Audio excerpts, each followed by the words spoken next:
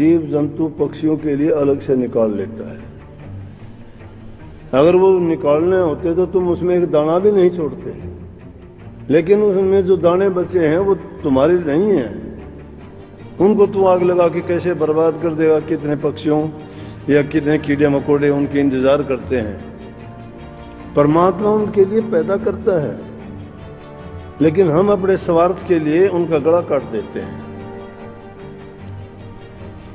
ये छोटी छोटी बातें ऐसी हैं जो आदमी अगर उनको समझ के उन पर चलता है, देखता है।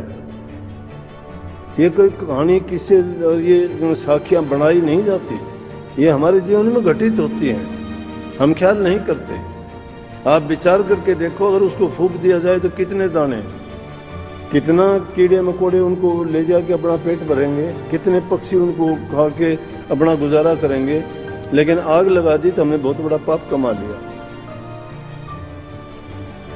ये ऐसी बातें अपनी जिंदगी में उतार ले, पर हित के कारण, पर उपकार के कारण, दूसरे को सुख देने के लिए हम अगर थोड़ी तकलीफ भी उठा लें, थोड़ा नुकसान भी बर्दाश्त कर लें, हमारा कुछ जाता नहीं। ये इंसान की भूल है।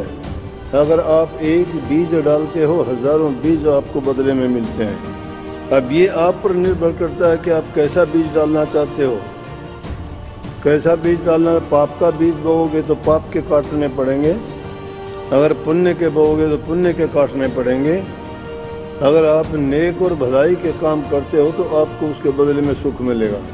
अगर मुक्ति नहीं भी मिलती कोई बात नहीं, इंसान अगर नेक कर्म करता है, पुण्य के काम करता है, तो उसको अगला जन्म मिलेगा तो अच्छा ही मिलेगा। अच्छे काम करने वालों को ही वो धनवान पैदा होते हैं, पैदा होने से पहले उनका सब इंतज़ाम हो जाता है।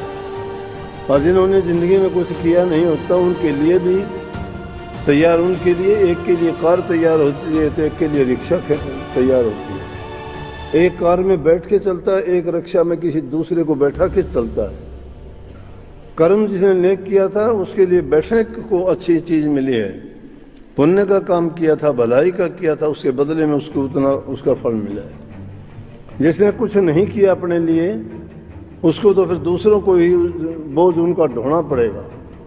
इसलिए कोई भी कर्म ऐसा ना करिए आपके जिसके कारण आपको उस कर्म का कर्ज चुकाना पड़े, क्योंकि कर्म जैसा भी करोगे पीछा करेगा वो।